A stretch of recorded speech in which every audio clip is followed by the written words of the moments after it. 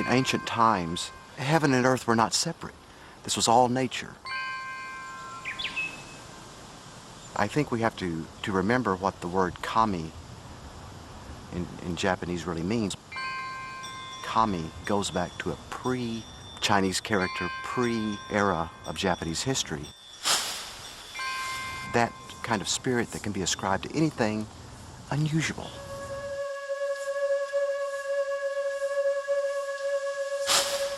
But the biggest clue from Mount Miwa is that this prehistoric fascination with the unusual in nature led the ancient Japanese to modify great rock formations as iwakura, sacred godstones.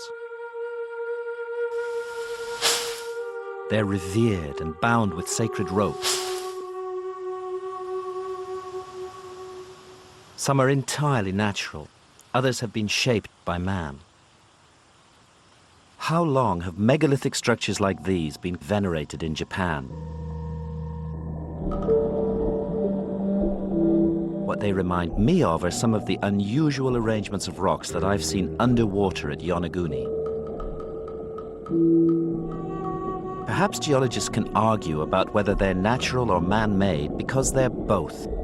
Unusual rocks shaped by man, just like the megalithic shrines on Mount Miwa. Except the underwater rocks were last above water 10,000 years ago.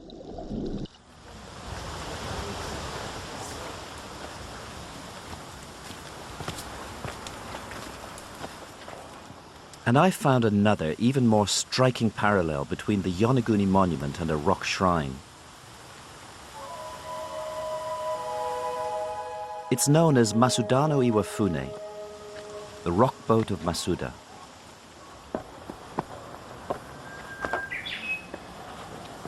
Like so many of the great megaliths in Japan, its origins are completely obscure and mysterious.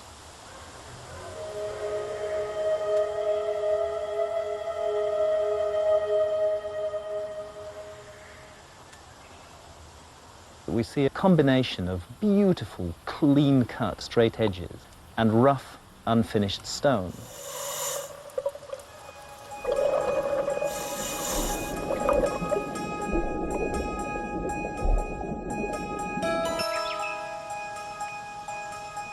Here we see a structure which is definitely man-made. What that suggests to me is that that kind of combination is part of the Japanese megalithic tradition, as far back into the past as it goes.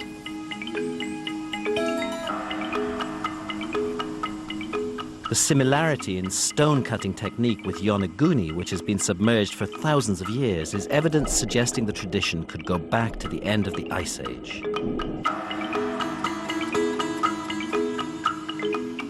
I found megaliths all around the Asuka Valley, clustered into a few square miles, just as at Yonaguni.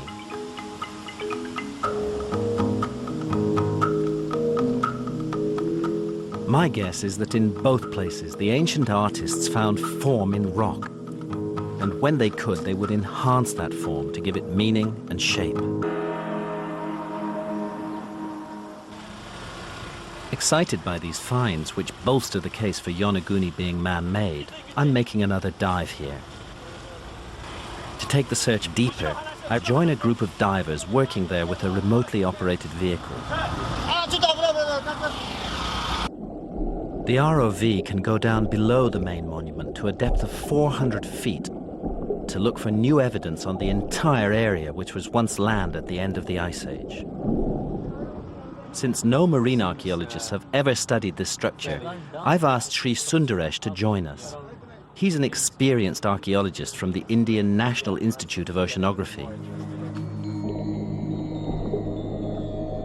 What is that over this little hill? Focus closer. Can we turn the ROV to the right? The plan is for the ROV to spend the next week searching the seabed for unusual structures. Sundaresh and I will check in on the operation from time to time, but our part of the expedition will be to focus on the underwater structures that have already been discovered around Yonaguni.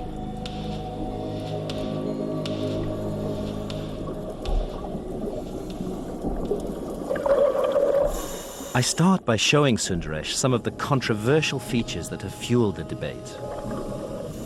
What I want to do in Japan is to find out if the underwater structures at Yonaguni are man-made. Since no marine archaeologists have ever studied this structure, I've asked Sri Sundaresh to join us. First, we proceed along what I think is the base pathway in front of the main monument at Iseki Point. A miracle of nature, as the German geologist Wolf Wichmann describes it, or the work of man? And what about the great steps, cut out of the bedrock by waves, leaving no debris on the path below, or cut by humans before the seas rose?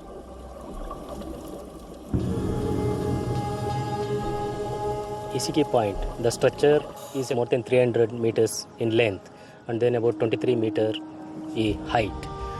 Probably the way that structure was made by cutting existing rock, that must have acted as a harbor. A harbor?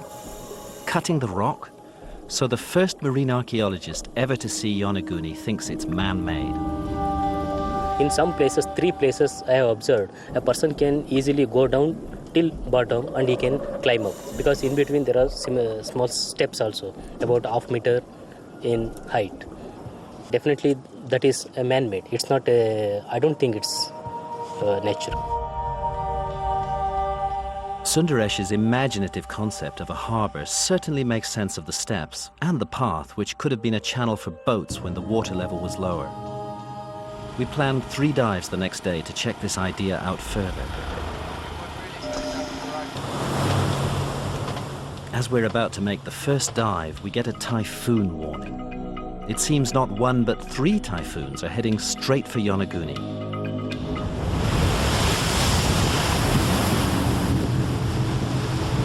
The worst that we feared has happened. 2 huge storm systems have merged and the eye of the storm is passing right over Yonaguni. The waves are already going mad. The local people tell us within 2 or 3 hours those waves are going to be driven by 100-mile-an-hour winds and will pass right over the top of us. Everybody in town is battened down. We've had to abort the expedition. Even the ROV exploration can't be completed.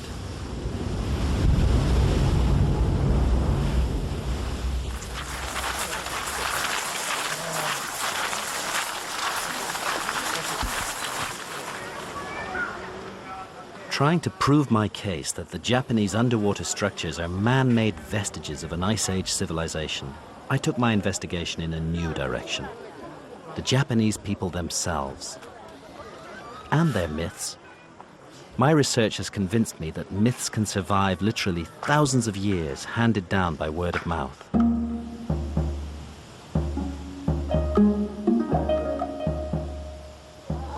One central myth of Shinto, venerated at shrines and celebrated on special days, speaks of the restoration of light after darkness.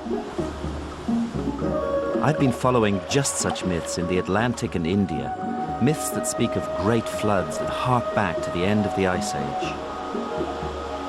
In the Shinto myth, the god of the sea encroaches on